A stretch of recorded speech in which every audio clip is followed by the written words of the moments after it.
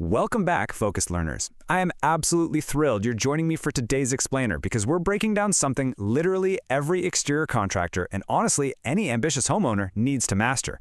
We're diving deep into ProMaterials' 2026 guide for Ontario contractors on building the perfect roof drainage system. Now, this isn't just about slapping some metal up on a roofline, right? The guide walks us through how to methodically evaluate everything to create a system that actually survives our harsh Canadian climate. So let's explore what it recommends. Okay, let's dive right into this. Picture this scenario. It's mid-July. A homeowner up in Barrie frantically calls you because water is just sheeting over the front of their house during a massive summer storm, right where the walkway meets the porch. You get out there and you know what? The eaves trough isn't broken. So what on earth happened? Well, the failure usually isn't about the brand of the trough. It happens because of improper sizing for that specific roof plane. The channel is simply getting overwhelmed by runoff way faster than it can carry it away. Getting it right is all about math, not magic. Here's our quick roadmap for today's guide. We'll be covering the eaves trough system defined, material and style choices, sizing for Ontario weather, guards and winter survival, specs, costs and steps, and finally, partnering with ProMaterials. Starting off with Section 1, the eaves trough system defined. It's way more than just a channel.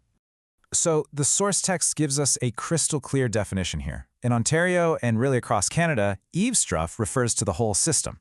Now, our neighbors to the south in the US usually just say gutter, but they mean the exact same thing. We're talking about the trough, the downspouts, the hangers, outlets, corners, and end caps, all working together as a single unified unit. When there's a failure on a house in York region, it almost never traces back to just the trough itself. The real culprit? It's usually a system component. Think a tiny, undersized drop outlet, or maybe terrible hanger spacing that just lets the whole run sag and pool water. You really have to evaluate the entire package. Moving on to Section 2, material and style choices. We're looking at aluminum versus vinyl and seamless versus sectional. Now, what's really interesting here is how the guide breaks down two distinct paths you can take.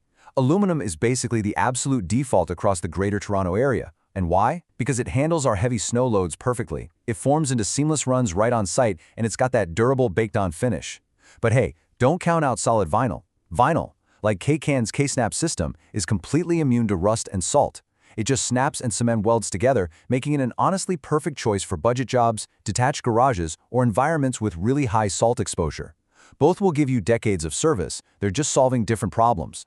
And then, of course, we have the age-old debate of how these materials are actually joined, seamless versus sectional. There's this huge myth out there that seamless is automatically, 100% of the time, the better choice. It's just not. Seamless is ideal for those long, straight, highly visible street-facing runs, but it requires a truck-mounted brake and a professional crew to pull it off. Sectional runs, which come in handy 10-foot lengths, absolutely win out when you're dealing with a complex chopped-up roofline with a ton of jogs, or if you're working on a really tight budget without access to a brake. The right answer always depends on the specific run, not some blind rule. All right, Section 3, sizing for Ontario weather. The math that actually stops the overflow. You know, the absolutely crucial takeaway here is this 46% figure. A 6-inch K-style eaves trough carries about 46% more water than a 5-inch trough. I mean, that is a massive difference. A 5-inch trough is perfectly fine for your standard, typical bungalow. But the minute you step up to a steep pitch, a large roof plane, or a valley that's dumping two entire roof faces into one single spot, that 6-inch trough is absolutely essential. Sizing beats brand every single time. And hey, that math applies right to the downspouts as well. A 3x4 downspout moves exactly twice, the water of a smaller 2x3 downspout. You can put up the most gorgeous, expensive 6-inch trough in the world, but if you pair it with the tiny 2x3 outlet, you've just created a massive bottleneck. The whole system just chokes right at the hole. Here's a highly practical rule of thumb that the team at the ProMaterials New Market Counter gives contractors, and it is pure gold. Add a downspout roughly every 30 to 40 feet, and whenever you use a 6-inch run, you absolutely must match it with a 3x4 outlet. Following this incredibly simple spacing and sizing rule can literally eliminate years of callbacks in just a single afternoon. Which brings us to Section 4, guards and winter survival. Defending against ice and snow.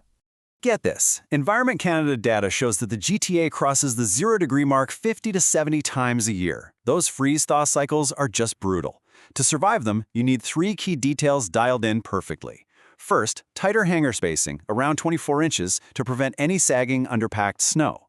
Second, proper downspout capacity for those super fast spring melts. And third, discharging the water away from the foundation to comply with the Ontario Building Code. Plus, if you're anywhere near conifers or big mature maples, guards are absolutely critical to stop the trough from clogging, freezing over, and pushing water back up under the shingles as a super destructive ice dam. And this brilliantly illustrates how proper guards actually do way more than just block leaves. When you look at solid options like Cake and Pro Guard 2, Gutter Sentry, or the heavy-duty Rex lineup from Mitten, they're doing double duty. These rigid aluminum guards actually reinforce and stiffen the trough against heavy snow loads. The Rex continuous hanger system, for example, can support up to 438 pounds per linear foot. That is some incredible structural defense for your eaves. Section 5. Specs, Costs, and Steps. Let's talk about pricing and planning the actual job. Looking at the hard pricing data for Ontario in 2026, base costs are pretty firmly anchored between $5 and $18 Canadian per linear foot. Sectional vinyl sits nicely right between $5 and $9. A 5-inch seamless aluminum system is going to run you about $8 to $14, while upgrading to a 6-inch seamless puts you at $12 to $18. Guards at another $3 to $12 per foot, but definitely keep in mind the exact price within those bands completely depends on the complexity of the job. Things like two-story access, the number of corners you're dealing with, and the total downspout count. So, let's look at how this builds into a totally foolproof process. The estimating desk at Pro Materials uses a strict 5-step method to size from the actual roof, rather than just doing what you did on your last job. Step 1. Measure the drainage area of every single roof plane. Step 2. Pick the trough size based on that math. Step 3. Match the downspout count and make absolutely sure you use 3x4 outlets for those 6-inch troughs. Step 4. Choose seamless or sectional based on the run length and your budget. And Step 5. Add gutter protection wherever the debris load demands it. Finally, Section 6. Partner with Pro Materials, your Ontario eavestrough source. To put all this into practice, you're definitely going to want to visit promaterials.ca. You can browse their full product catalog online and request quotes right there.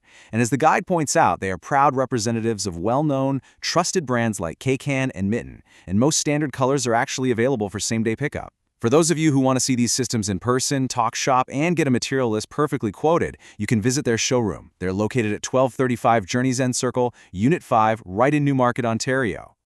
I really want to leave you with this powerful thought directly from the source material. Sizing the system on paper first is what stops the July overflow callback before it happens. It's literally all about the planning. So I have to ask you, is your next eavestrough job mathematically built to survive the harsh Ontario climate, or are you just guessing and hoping for the best? Thank you so much for joining me for this explainer. Keep learning out there, and I'll catch you next time.